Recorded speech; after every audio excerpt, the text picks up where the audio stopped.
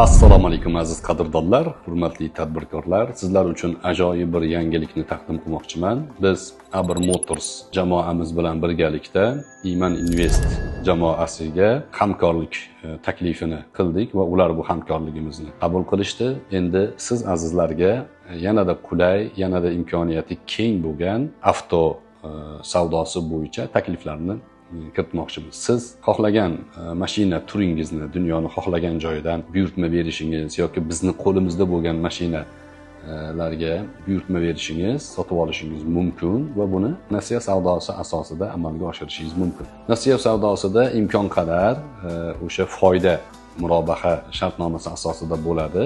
Foydani 20% bilan 25% o'rtasida taxmin qilinyapti. Bu kelishuv asosida bo'ladi albatta. Bir qarorga qabul qilinadi. Bu nimaga bog'liq? Siz oldindan qancha pul to'lay bilasiz.